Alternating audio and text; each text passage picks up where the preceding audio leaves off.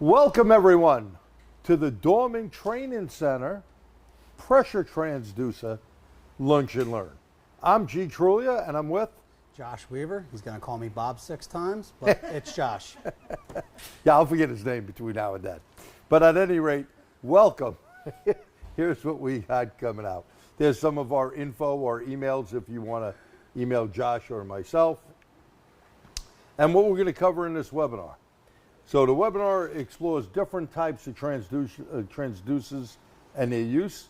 These helpful tools are also affordable for everyone's new to the lab scope.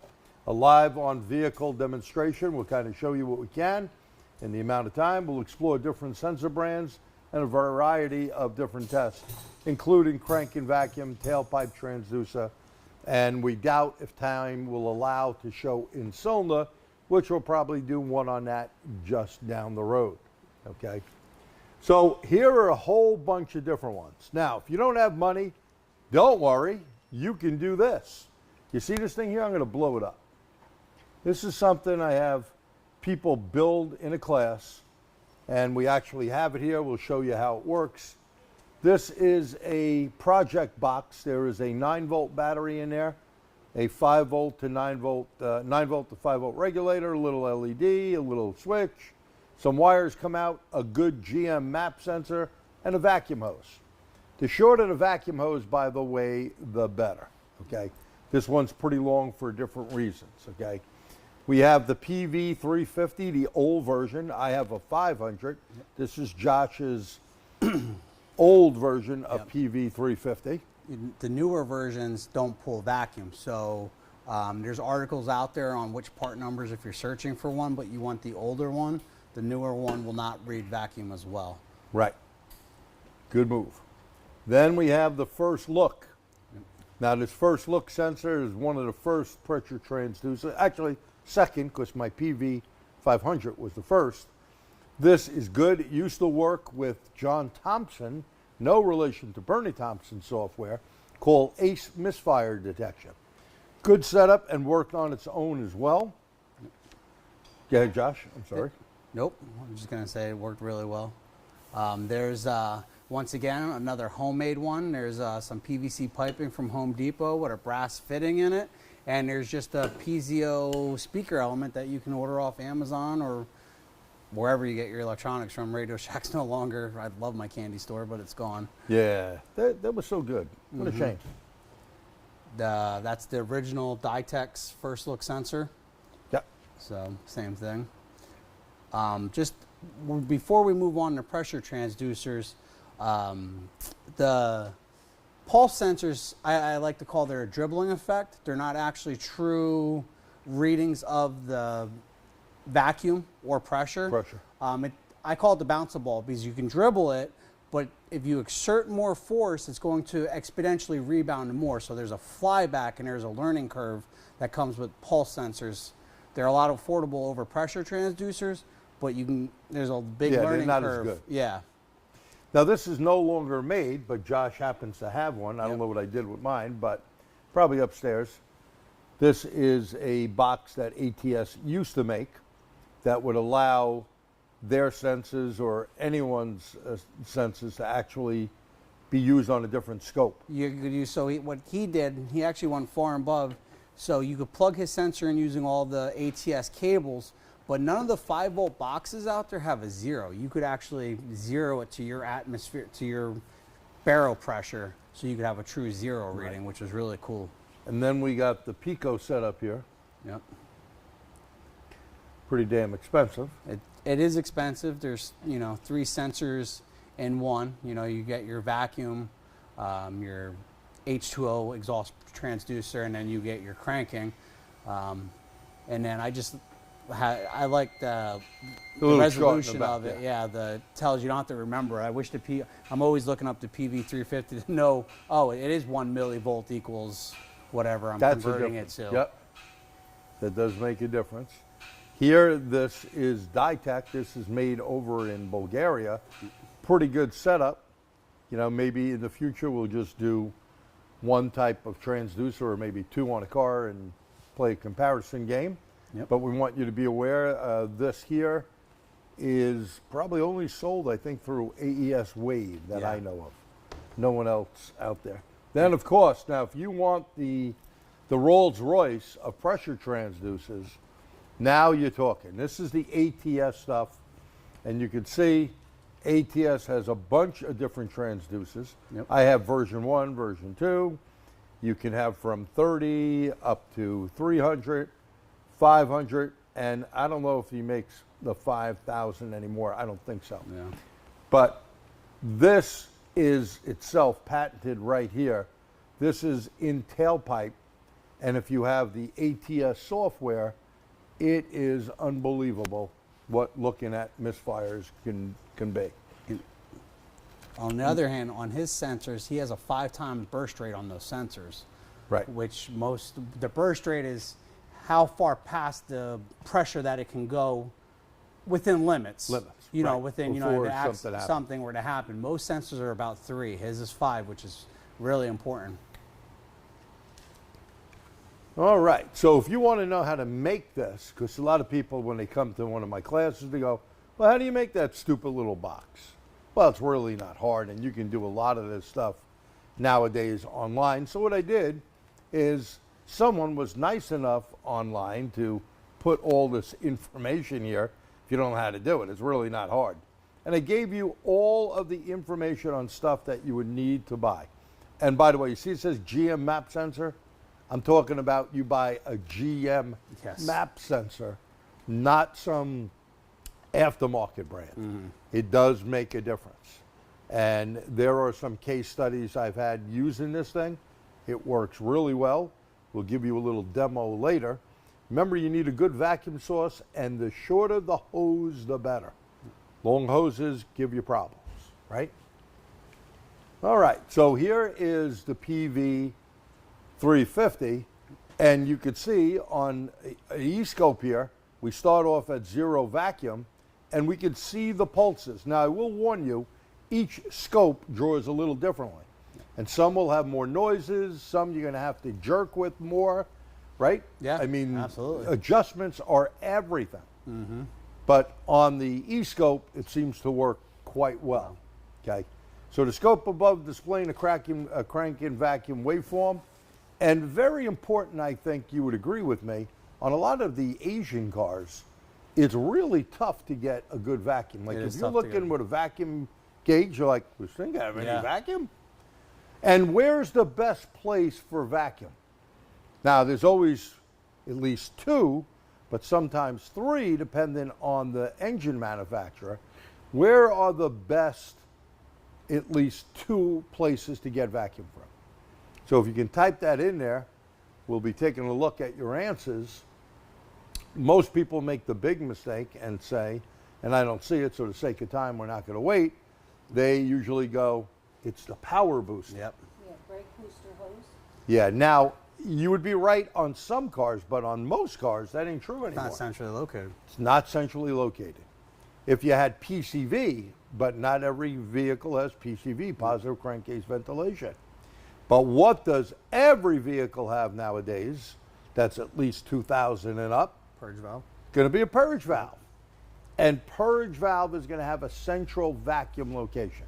Does anyone know why they're going to use a central vacuum location? Well, just like a PCV got to be central, anytime we're adding fuel, okay, well, we would have hydrocarbon vapors from PCV, but we would have, from evap, we would have hydrocarbon vapors. So they got to be evenly distributed. Does that make sense, everyone? So that would be central. Don't think that your power booster is. Most Euros are definitely not, okay? Most are definitely not. So you have here the rampant waveform of pressure pulses from inside the intake manifold. And depending on your time base, they could be tighter, right? You can see we start at 0, and we're only getting a couple of inches of vacuum before it started up, okay? I think this is just like a relative compression test, but we're doing this with vacuum. You know, when you're doing anything cranking, you're checking for sealing, cylinder sealing. Very good point. I'm looking for the odd man out, but what I encouraged you, if you think you have a mechanical issue, relative compression with the battery is about 90% accurate. If you're going that far, I would start adding this vacuum cranking test, because if you have a worn cam, you're going to see it in there, and we know You won't see it. You won't see it on the cranking compression. Right. So it's important to run both of them. Yeah. Okay. You know, that is a very, very good point. So that is a example. Now look at this particular thing, and these are real common on these Hondas.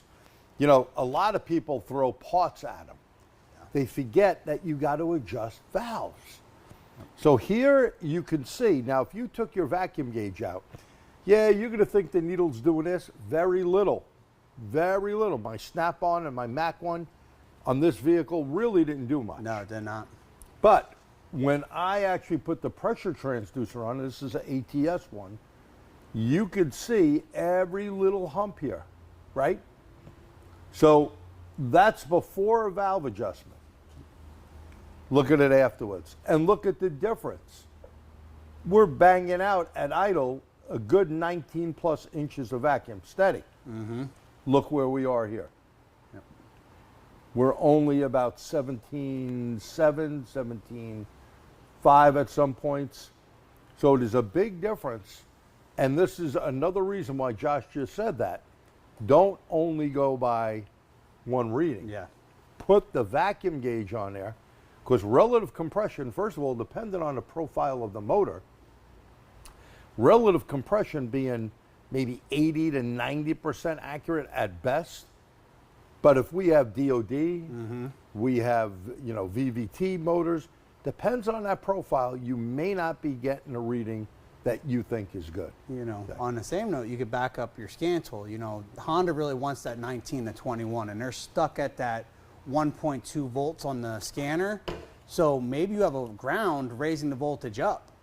So maybe you're chasing a false rich condition, and you can confirm it comparing the two. So you bring up a good point that I always like bringing up in my computer class. When you're looking at KO, EO, you're roughly, Honda takes 5 volts and drops it down to about 3 something. Yep. They like a lower scale than most of the domestics, and others are about 4.7, Yep. 4.8, right? They do a little drop.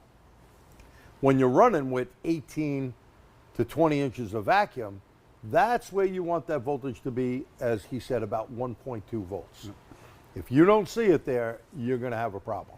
So why don't you write that down, because on your scan tool PID data, you should be looking at that. And remember, when voltage is higher, that's going to be a command for what? Rich or lean? Rich, right? Anytime the numbers are up, it's going to be rich. So look at that difference there. Now, here's something else you can do with a pressure transducer, like the PV500, the PICO he has in his hand, of course the ATS 300 one that should be right there. 300 one right here. Yep. You know, you can use these on the rail. This happens to be, again, you know, here, not a commercial. We use this, we feel it is the best, the easiest to use, so we have a lot of case studies with it. This happens to be on my old shop truck that became Bill's truck that he finally sold at about $260,000.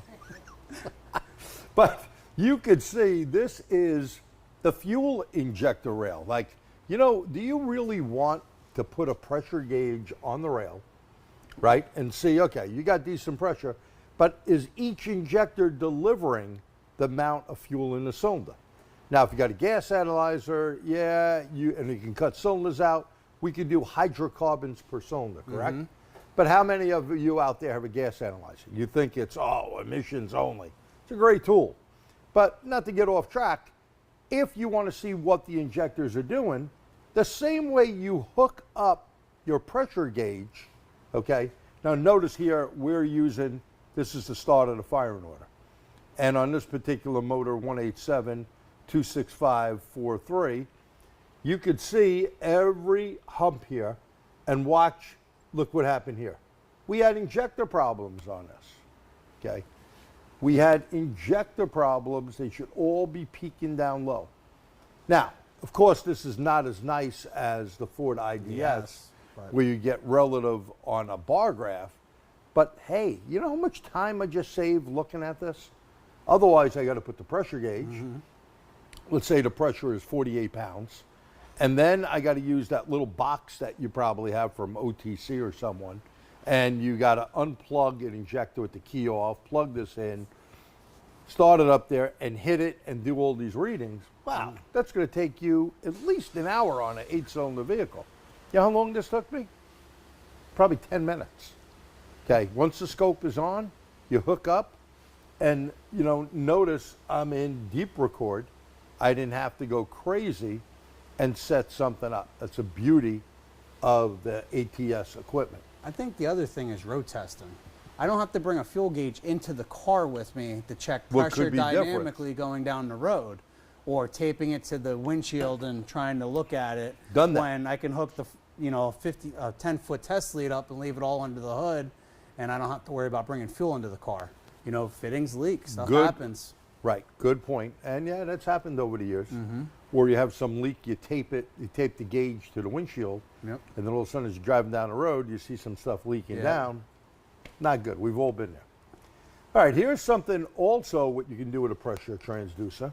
Now, in my opinion, a lot of times taking out an air-fuel ratio sensor, which we all know is very expensive, or a oxygen sensor to figure out if you have back pressure, right? You can't get 5 pounds of dew out of a 1 pound bag, and this will slow you up. I just had a shop yesterday call me, and he says, as I'm driving it, it gets slower and slower, then it won't start. Well, to me, that's an indication you got a clogged cat, dude. So to check the back pressure, you can pull that O2 sensor out, but the bung may break. The real world, of course, if you live out there in Arizona or New Mexico, right? You don't have all that rust. Yeah. But here, torches, mini ductors, you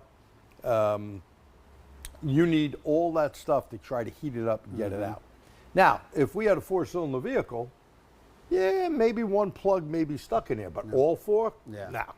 So all we need to do is take a plug out and put in our trusty hose for the pressure transducer, and notice it looks just like a regular compression hose, except there are differences. There are differences. First of all, the structure of the hose, okay, and there is no Schrader valve in here. Now, if you use a cheap hose, okay, or you play with adding anything more on the hose, it could flex, and it is going to throw off your readings. Well, we had done a live webinar for PAVE, maybe 2 years ago. So Pierre hooked up to his truck, and I didn't know that he had done this, but he was racing the clock, and he added a piece of hose to the fuel rail. And when we go to do it live, because things happen live, which will probably happen today as well, it's live, like in your shop, you're going to have a problem, right? But at any rate, I'm like, I've never seen a reading like this. Yeah. Later on, when I went over to the truck and seen a piece of hose, the hose will flex. So you need the special hoses that actually come with the pressure transducer kit. Okay, so don't make a mistake with that. On that note, I see a lot of guys when they're first starting out, because they know the hose will flex, so they get these metal tubes. This is going to change the volume significantly. And then when you're trying to, you do a relative compression, one cylinder looks lower than the other because they have this installed, and now they're chasing a low cylinder. It will change the volume, which is going to lower your pressure in the cylinder. So make sure you're using a good hose. Bernie has these nice small hoses, which I find has never changed a reading at all. Yeah. Very good point. Good point. So be careful with stuff out there. There are different type of kits and hoses and stuff like that that we'll show you a little more on. So here we suspected back pressure, and without breaking anything, what we did was take one plug out. And you can see here, as we start going along, you can see how we start rising off the red line I put in there. So you can see the rise, and we put the little anti-note there, steep rise at the exhaust opening. Look at that pocket. This confirms that you have back pressure in that exhaust system. Now remember, back pressure sometimes people always think, oh, it's a catalytic converter. 9 out of 10 times, probably. Especially if you got late model Subarus, they have tons of problems grenading the front converter and blocking up the rear one. By the way, covered under some warranty of over 100,000 plus miles, no matter where you're at. Or it could be a muffler that came apart. Could be a muffler. It could be carbon buildup the end of a valve, or like a couple of cars I had years back, it actually had carbon at the exhaust ports. I went nuts. I dropped the whole exhaust. It still had back pressure. It wasn't until I took the manifold out that I seen the whole exhaust port coming out to the manifold was totally clogged. Yeah. Had to send it to the machine shop. I couldn't get that carbon out. So this is something else that you can do with back pressure transducer, right? We had this Grand Cherokee come in, 87,000 miles on it. Make a long story short, came from another shop. You know, they did their thing. They thought at first it was misfire on number 6 cylinder. They thought it was ignition, you know, and they told the owner maybe it's even a camshaft problem because they did ignition stuff. It didn't fix it, right? So we brought it here. We got the vehicle in. We checked it out. First thing, a visual inspection, followed by scan tool and everything else. When we did a regular compression test, we didn't see anything. So what's your next step? Do a leak down. Well, you can see on this Matco gauge here, we got 100 pounds of air going in, and we only have 10%. Now, the little rule is like 15 or better, right? But this, you would think, is good enough to pass. Well, watch what happens when we do with the pressure transducer. We install the pressure transducer and we do this crank-in vacuum thing here. Again, using ATS. And if you don't know what you're looking at, as the pulses are going up and down, and you can see it's cranking because look at our compression reading, right? 140. And you see how it's high and low, high and low, high and low? Well, when it's high and low like that, that definitely indicates you have a problem, okay? And usually a valve problem. Normally a valve problem. Okay. Now, watch when we fixed it, there's the reading, and they're all even. And these motors, you know, all have about 150, 160. And this is, again, for engine sealing. Different than running compression, which is going to be a lot lower, okay? So it's an easy test to do. How did we do the test? Again, we just took one plug out. You want to disable fuel. You want to disable spark. You don't want a flamethrower, a flashback to NOM or something, right? You want to make sure that everything is safe before you do it. And then just crank it over, see what you got. You can do one bank and do the other bank. Make sure there's no issues on that motor. And here we had to take the head off. The customer was a tightwad. They only wanted to do one head. We had to do what they requested because it came from another shop. So that customer winded up doing that. You know, it's hard to believe that a vehicle with 87,000 miles that was running good 1 second goes bad. But stuff happens. That's why we're here, right? Now, here is Insylinder, since we probably won't have time to actually do it live on the vehicle. And you can see, first of all, where's our compression at, Josh? 75, so about half. Yeah, about 75. Half of what cranking is. And you can see our cursor lines here on the bottom. This is an important setup. This is before a valve adjustment. Take note that we're at 3.29. Right? And this is why it's very, very important. Here's our 3.29. Same here at the arrow. Very important to adjust valves on these Hondas. You know, people don't do it for whatever reason. Maybe they don't know how to adjust valves. I don't know. But it's something that'll really, I know when we used to have the dyno program here, we'd have had a lot of vehicles fail. And the fix was really just adjusting the valves. Not all the parts people throw at them, right? So here's before and look at after. Look at our exhaust pocket, how it's down. Look at our reading, we're at 1.6. Okay. I think this is a great tool for shops that are using digital inspection. It's hard to tell your customer that you had 10% leak down, or they don't know what that number means. But if you show them a before and after your repair on that digital inspection, they'll feel a lot more happy with the investment that they made with you. You bet. And that's what we did here. So not only did we give them this first one, you give them the after, but then we gave them this comparison. So this comparison that you just seen before, look at the vacuum difference and look at the after. So when they see that, they could understand, hey, this guy did some stuff for me, or your shop did some stuff for me, and now their vehicle is running as designed. You know, they pop the hood on a valve adjustment. They don't see shiny new parts under there. They're wondering what they got. Yeah, So, what did you do? what did you do? So, Yeah, so you have to explain them. Now, well, before we go live on the vehicle, we're going to go over here and show you some stuff. So let's do that and show you. Here is that little box that, again, you can make just with a regular GM map sensor. Okay, so again, buy a GM one.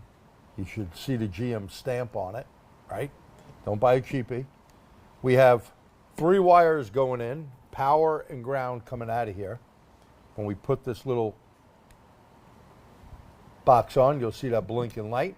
There's a 9-volt battery in here, 9-volt to 5-volt regulator. 5 volts is coming out.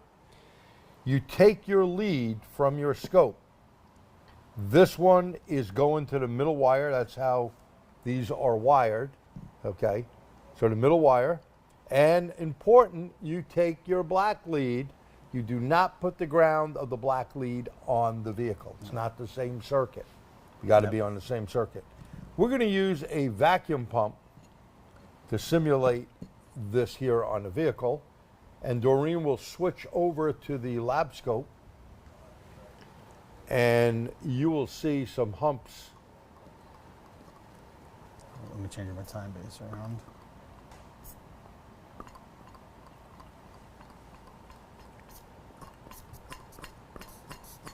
So you see that? Now that's what you can pick up on cranking, or of course if you want a running engine, then you just get a straight line, right?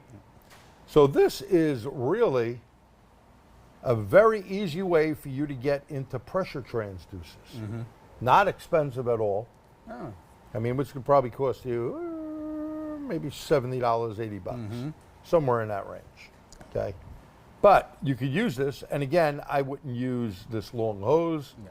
I'd have it about here to shorten it better, but sometimes the reason why I keep this hose on it most of the time, some of these things are really a nightmare to get out for a vacuum line. Yeah. So you pick your poison, right? Then we have, and this originally hooked into a meter. Yep. You could explain it. So we have the PV350, which I like. It has the 4 different conversions, kPa or PSI, and then inches of vacuum. And then you can change the English to metric up here, and then you can switch it. The readings are 0.01 is equivalent to whatever you're going after. So if you're going after PSI, 0.01 millivolt is equal to 1 PSI. Correct. 100 millivolts would be 100 PSI. It's a very fair scaling. I suggest whatever equipment you're using, that these fittings, you stock a bunch of these fittings, so as you change your equipment around, you can be changing your couplers and your equipment to use it both ways. Like, so my fuel pressure gauge, I have that set up for the pressure sensor and on the gauge, so I can switch them back and forth. Right. Yeah, my kit came with a fuel setup and a vacuum setup on the PV500. So it came with the kit. The next one we have that's inexpensive. Yeah, this is super cheap. You can probably be into this thing for about 30 bucks. The brass fitting here will be the most expensive part. It's just a plumbing fitting from Home Depot.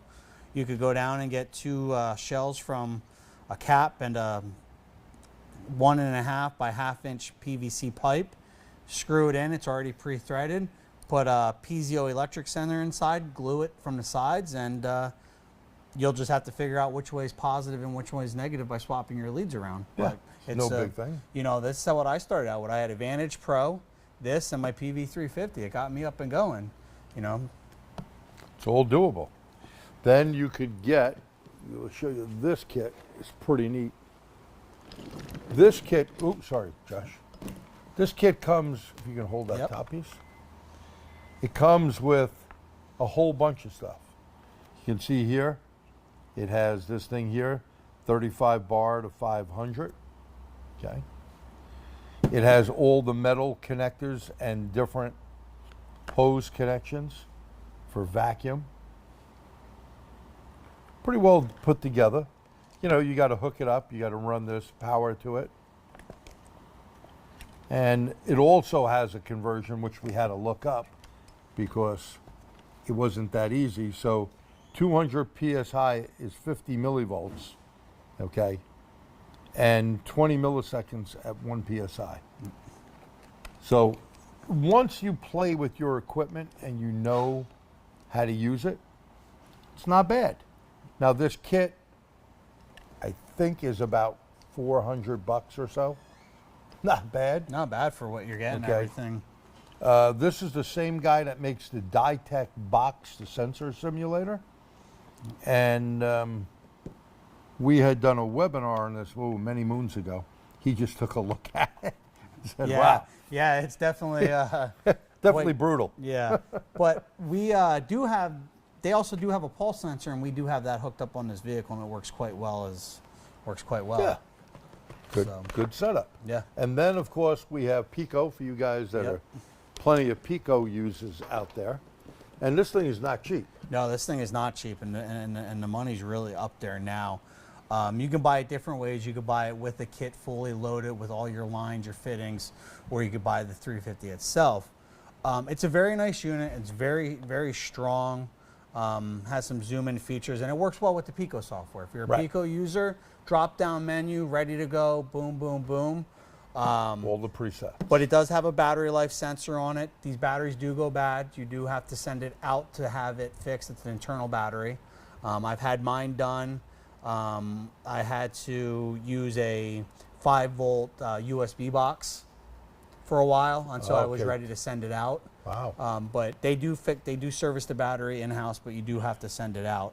It does have a USB to charge up with the indicator here on the side. And then this is one tool, if you're not using PICO or an ATS with a super cool zoom function, you can actually break this down. So if you have a lesser scope that maybe the signal quality is not that great, instead of going down to a lower voltage base and picking up noise, you can actually zoom in on the sensor. Yeah, and that's a problem sometimes with pressure transducer is the noise part of it, right? And then, of course, we have my favorite stuff. Yep. We have the Bernie stuff here, which we have the 30 somewhere. So this one is for vacuum. Okay. We use that all the time. Here's the 300 that you can use, obviously, in most Insylinder. Yep. Okay. For fuel as well. You have 500, which I think they still sell, but I don't believe they sell the 5,000 anymore. And if Jeff is on or someone from ATS, not sure, if maybe you can confirm if they still sell it or not. Why would you want 5,000? Well, certain things have high pressure, but then there is the danger in, do you have the right hoses and stuff? Right, now you look at, this is one of the newer hoses here. Boy, the eyes are shot, but it probably has a burst pressure on there. Somewhere, right? Somewhere. So if you're not using, you know, the right stuff, you could obviously get hurt. 300 PSI max. So that's a that's a 300 because that's Insylinder. So you got to be careful. And then we talked about the newer ATS ones here that Bernie makes. Yep. These are really nice. You can buy them and they can get into tight spots, which sometimes big hoses cannot. Yes. So there's all the neat stuff there. There's one thing we got to mention because Jeff's going to call us and kill us afterwards. On these sensors, you're going to see version 1 and 2. revisions, version 1 and 2. If you're using the ATS software, you're going to have to select 300 PSI for revision 1 and revision 2. I know there's guys out there building 5-volt reference boxes to make some of this stuff work, but there's going to be a different voltage scaling between revision 1 and revision 2. So if you're going to make a custom math channel in your scope, you're going to need that spec for revision 1 or revision 2. Oh, look at Jeff. Yep. So Jeff, do you guys still sell the? He says yes. Yeah, they do. All right. Oh wow. Yep. Thank you, Mr. Jeff. Appreciate it. All right. So now we could move on. Talk about the setup on the Nissan Yep. here. We'll do a cranking test. So I think it's very important that there's going to be a setup involved. We can't open the throttle body to do a cranking test. Not a good idea. You're not going to pull any vacuum at atmospheric pressure wide open. So we searched a wiring diagram. This particular Nissan was not easy. We did find fuse 15 for the injectors. We pulled the fuse. I suggest trying to pull the fuse as opposed to the fuel pump because you're going to get that no. Right. It won't be that even cranking balance. So however you're going to dismantle it, try to disable the car so that it's cranking evenly. And that's a very good point you bring up, because if not, Yep. with a pressure transducer, it's going to show every Yep. little thing. So very, very important. Good So, setup. grab the vehicle. Sorry. We are here at a central location port right here at the throttle body. This is our purge hose. We walked over. Cool little trick, your old spark plugs when you do tune-ups, keep them in your kit. They make, instead of trying to track down all different size rubber hoses, normally you have one size and a bigger size, and you're able to just have your own connection right here. Just make sure there's no rips in them. Yeah. So this is the Ditex sensor. So we have that all set up. I don't know if the ring can get, but we are triggered off the ignition coil here. This is a 5-volt turn on. So when we go to trigger, you're going to see a 0 to 5-volt coil fire. And we can get that up on the screen and going. All right. So we're going to switch over to the scope. Get this going here. Where, in case you're wondering, we are on a Autel scope. And the reason why we did that, we have some Autel classes out in the Illinois area with Ken Zanders. I'll be doing some here in New York. Josh will be doing some down in PA, and Pete will be doing some down in Florida. Hit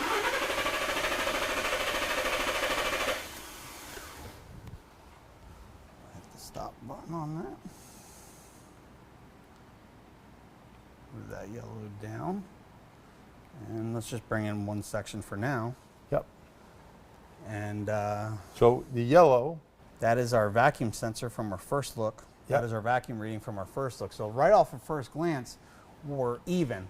If you look at the two cursors I dropped down, one is not higher than that cursor and one is not lower. I would think if I was looking at one cylinder that was going higher, I would be building pressure in the intake.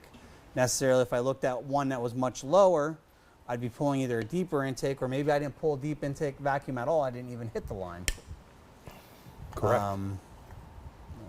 So we got some good vacuum on there. Could we measure how much vacuum of a reading we had? Not on the first look sensors. We cannot. So that is a good point. This is right now we're going from 2 volts to negative 4 volts. So we have a 2-volt swing positive, but that's just relation to each other. Right. So the only thing you're looking here is not for true vacuum numbers. Yep. Just right. You're looking for a consistency to see if there's an issue in that motor. And that would mean if one is high, one is low, just like Josh was just going over. So if you had set your rulers up, you can see that we have 6 vacuum pulses between the 2 rulers. If I cut that strictly down the middle at 360, the one to the right side of my 360 is going to be my first intake pulse. From there, I would start to count my firing Correct. order off 1, 2, 3, 4, 5, 6. Yeah, If it was whatever easy it may enough. be. And Yep. then I could identify the cylinder. I don't actually need specific software to figure that out. I can just count the firing order off. So the other thing about disabling, the nice thing about not disabling spark and disabling fuel, I still have a trigger that I'm able to trigger off and figure out my firing order. If I kill the injector, I won't be able to sync anything. I won't have anything to sync it to. So that's a really nice point of that. So we're synced here. The red Yep. is ignition. It is ignition. That is our 0 to 4 volt on off on that transistor. This is Yeah, a it may not three-wire look pretty, coil. but at least we know that'll be the start of the cylinder. Okay. All right, so the next thing we want to do? Is so they are working on this vehicle. The exhaust is off. It may be a little loud. It may change the reading a little bit, but we're going to attempt to do it. So Yeah, we'll get the so scopes get your on. ears ready. Yeah. So we'll turn B on. And what we have in the tailpipe is the ATS transducer. And again, if you're using their software, then you have some really neat stuff for misfires. Yeah, And it counts it for you. It figures out what cylinder your firing order is. It's really good. we got to put that fuse back in. Right? Yes, I do. Good call. Good call. Then I'll start it for you. Any questions out there? There's a couple questions. All right, we will get to your questions in a second. Say when, Josh. I need that needle nose. They have that fuse box so buried in there. See, live, just like you'd be doing in your shop, right? Does get tough. So Josh is putting the fuse in. I got the easy job. I'm just turning the key. You should be good now. All right. Let's see how easy this job is. Here we go.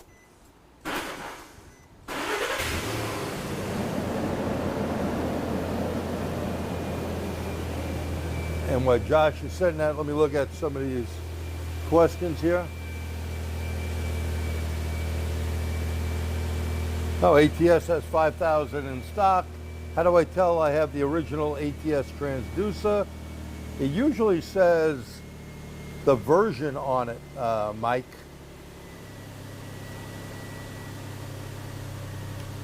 All those fittings are in the PDS 500 tool? Question? No, What was right? that? No, those fittings are not all in there, No. Filippi. Those are different ones we pulled out from different kits. Can we see cylinder readings? Probably not today. No. Right now we're going to be showing you exhaust stuff.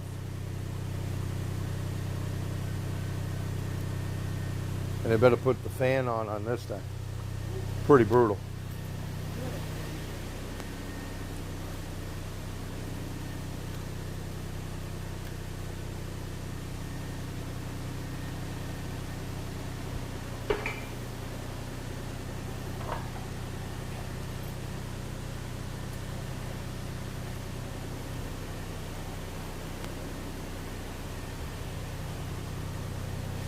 Green channel, right? Yep.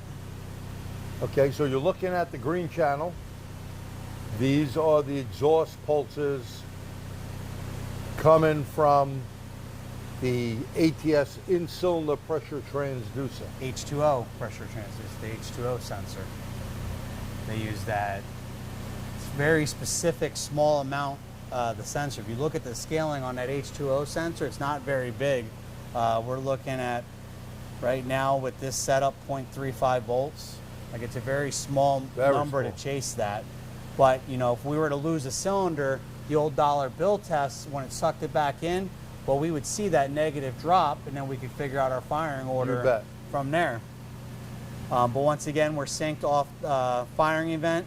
I always cut it 360 down the middle. To the left now is my exhaust pulse, as opposed to before on the right was my intake. So that's just how I break it down. And from there I count off my firing order and I figure out which one is misfiring. And that's just like in-cylinder pressure transducer. Where's your exhaust pulse? Yep. Always to the left? Always to the left. Then the right, you have your intake. Yep. So just like we showed you up on the screen, maybe we'll just flip back to that a second. Okay, switch to this. So there's exhaust, there's intake. Okay. All right. So let's see if we have any other questions there. Okay, so we really don't have other stuff. Anything else we want to say about these? Or?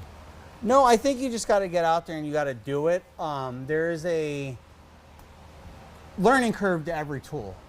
You need to know the limitations of your tool, and you need to understand the test results. And the best way to do that is going to be tried, known, good vehicles. Yes. You know, and break some. Yeah, I was. And what I mean by break some, you know, Yeah. you could disable a cylinder, right? Yeah. You know, and by the way, when you disable a cylinder, always cut fuel. Yes. And a good idea, maybe spark on there, and always make sure power button or key is off when you do it, so you don't spike anything, right? Yep. And watch the difference. You know, it's great when you do that. I know we have Eric, who's a TST member, and Pierre. They would jerk around with stuff where they had a car left at his shop that they could break. Yeah. You know, the guy was junking a car. That's how you learn. You know, what happens if I tighten the valves up? What it's going to look like? How about if I have an open setup? You know, one of the things, we were doing a class here one time with relative compression, and we're using, whether you use the Ford IDS or the E-Scan, when you did the relative compression and had a plug totally out of it, Okay. you couldn't see it. Wow. So I called Bernie up, and Bernie goes, when there's no restriction, I guess the way it counts won't do it. But yet, if you put an in-cylinder pressure transducer, you would see if you had a problem. Yep. So what we had to do is fake it out and put a hose in there with a small restriction. You were able to see the difference. Yeah, I know. So understand how to use your tools. Take the time. Pressure transducers. Start with vacuum, like I said. You know, hey, maybe you don't have the money. You can start with something so inexpensive, or this as well. But get used to it. See what you can get out of it. I mean, when I bought that PV 500 years back, not the 350, they don't make the 500 anymore. I used it on some diesels for the primary pump. I used it on some vacuum stuff. And the reason why I bought it, when I had my big box scopes, they had transducers on them. Okay. We used to hook in with the Sun machine, and then when I switched over to Bear, they had transducers where we were able to hook up to the rail. And I was like, you know, we're not using these big boxes anymore. They're in our way. We started using small stuff like that. Well, I think you hit the nail on the head with that. This is not a newer technology, even though in the vast couple of years it's gotten popular, which is great. But there is no limitation to this. It is your imagination. We've only talked about a small set of this stuff today. Right. But just purge valve. You know, disconnect your purge valve. I mean, if you're checking for purge valve, back probe it. If it's not being pulsed and you're pulling a vacuum, once again, it's a good thing to add to your digital inspection. You can send that before and after. You can get so creative with this stuff that it's so new, and it's just, you know, your mind is the limit on this stuff. Yeah, I think Bernie and Neil from ATS both really brought this to the front of the automotive industry. There's absolutely no doubt about that.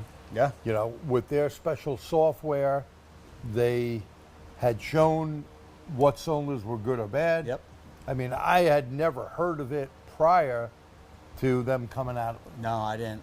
And if you're not, you know, good at knowing, well, here's in-cylinder pressure transducer, and I'm not sure, is that good or a bad reading, right? Well, their software will pick it out. It will even tell you if something's advanced or retarded, right? Yep. So it's pretty damn good. And of course, then other companies followed, and you got stuff from PICO and people putting up different ways of drawing stuff and looking at it. But I'm not here to push whatever's best, and you're using a scope. I could tell you, I personally started out with handmade, then moved to PICO, and then I realized the issue is that I had to buy 3 of those to do what I wanted to do, and then I moved on to the ATS, and I really just haven't looked back. I had to dust a lot of this stuff off to do this today. And you know, depending on your scope, again, we decided to use the Autel scope only because we'll be doing classes. And by the way, we will be doing classes with ATS equipment, hands-on, a seminar and hands-on portion of the class. But we're doing this first, so we figured let's use this. There are limitations on every scope. Some draw better than others. So know your scope as well. Like if you don't put filter on this scope. So can you go to that scope for a second?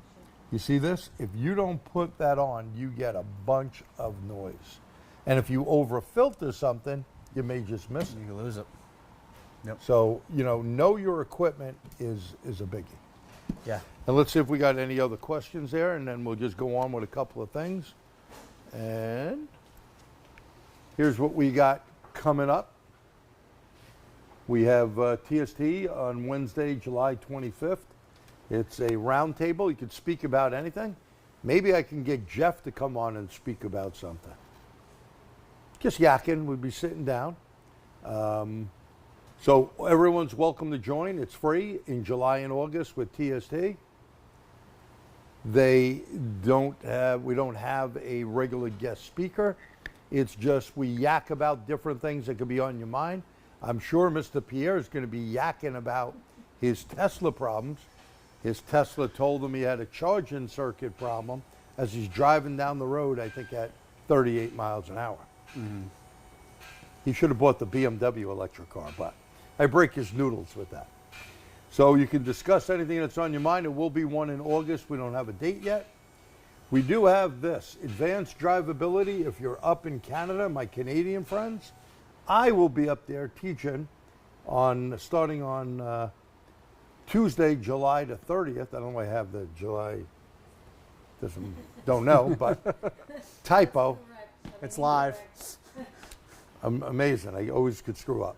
So advanced drivability diagnostics, 275 Canadian, July 30th, Hilton Gardens up there in Vergard. And then I am in Ajax on the 31st and Mississauga, not far from Toronto area on, I guess, August 1st. So these are 3.5, 4-hour classes. How do you sign up? Well, you go to the Dorman, don't bother me, go to the Dorman Training Center website. Now, you could bother me, I'm only kidding you. Yeah, we'll help you sign up if you're up there, my Canadian friends. Tonight, like we said, we got the great Josh Weaver here, 6 to 8. It's big, $40, and it's on ignition systems, old to new, live. You'll definitely learn a bunch of good stuff there. So he'll see you later on. Then we have Mode 6 drivability concerns that I'm doing, a $40 webinar on June 13th. It covers the capabilities of Mode 6, including an overview of Mode 6 on OBD2. You'll learn a bunch of good stuff. You can ask a bunch of questions as well. We have critical thinking diagnostic strategies in Florida with the great Kenny Zanders. So Kenny is down there already, but he will be doing this webinar. Critical thinking, July 30th to August 1st. 3 different locations. Go click on Dorman Training Center to find out where he's at. We'll be putting some little videos up. You'll get nauseated with videos of myself, Josh, Pete, and Kenny. He will be out in Texas from July 30th to August 1st. So if you're in Texas, come out and see us. I think you're in Fort Worth, Austin, Houston, and Dallas. Houston and Dallas. So, yeah. So 3 different places out there. And then we have Ricardo, if you want J2534 in Spanish. That'll be a Lunch and Learn on July 17th. We have Swede. I'm not sure what he's doing. Heavy duty Lunch and Learn on, we don't know the date. It's sweet. It'll be great whenever it happens. Yeah. Phenomenal guy. If you're into heavy duty, Swede is phenomenal. And then we are doing another air conditioning class. And we had a bunch of people call us because Dorman did not have it up on their site yet, but they do now. So you can go there Is that and heavy duty? Yes. HD. And by the way, if you're not an HD guy, don't worry. Be happy. You you could come out and still learn stuff. I see there is a mistake with the price. It is $695. So another typo there. You may want to fix that. It is $695. You do get MAX certification. We do work on heavy-duty trucks. We'll be covering R134A and 1234YF. We had a great class last time. A little hot up there. It was like 100 degrees for real. Not even faking it. You know, I think the lowest day was about 96. So come out and see Sweet and I up there. He does a great job. And then we have our Dorman second annual Mastering the Technology, a full day event. Now you can't beat this price, $49.99. Thanks to our great and generous sponsors, you will get Pete Meyer, Ken Zanders, and myself all doing about a 3-hour seminar. You will have a keynote speaker. There'll be some prizes to give away. You get a free t-shirt signing up. And where do you sign up? It is, I believe, on the DormanTrainingCenter.com website. Where is that training event? This is at ATC. Thank you. Where is it at? Automotive Training Center down in, and by the way, we are limited to 200 people. Don't miss this. For $50, man, you cannot beat this. Didn't we have guys from Detroit last year? They traveled did. all over for Yeah. this, yeah. But where is it located? It is in PA at Warminster, PA at the Automotive Training Center. That's where I got my manager from, Bill. It's a great school if you're thinking of sending someone. That's a great school to go to. So we'll see you down there. We do have, there will be digital, there's food in the morning, some light breakfast, a full lunch. This is another typo. There are not full color books. There'll be a digital handout that you'll get ahead of time, but you will get a pad and paper. So if you didn't print it out and bring it with you, no big deal. You can write down, hey, Pete's up there, slide number 28, I want to write this note in. And then when you get home, you can download it. Big places like Vision, right, and others are going. We're going to be discussing this in a roundtable on TST. TST gives tablets out every year, and we did a little survey this past year and asked how many people would rather have a lower price and not get the tablet. And we did get a lot of people doing that. So we will do a hybrid TST big event in late March, where if you want a tablet, not a problem, you pay a little extra. We don't make money on tablets. We're not in the tablet business. But I can tell you it takes a long time to unload and load all the stuff on the tablets. And what I mean by unload, you got to get all the junk off there so people can utilize that tablet. So that being said, you know, come out and see us. Unfortunately, Josh will be teaching, I think, in Florida. Georgia. He won't, oh, in Georgia. I would say Florida. Yeah, close enough. Yeah. He'll be in Georgia, so he won't be with us on that one. But he will be doing some other ones at Max, the mobile Air conditioning. well, yeah, it's something else now, climate control, whatever Yeah. they call themselves. But that, it'll be one spot in PA, and then where you used to work at Smitty's. Yeah, we'll be doing a hands-on all tell at Smitty's. Yeah, so two different hands-on down there. They are limited. Yep. All right, when we do hands-on, we're limited to 12 people. Yep. So you not only come out, same thing, I'll be doing them here.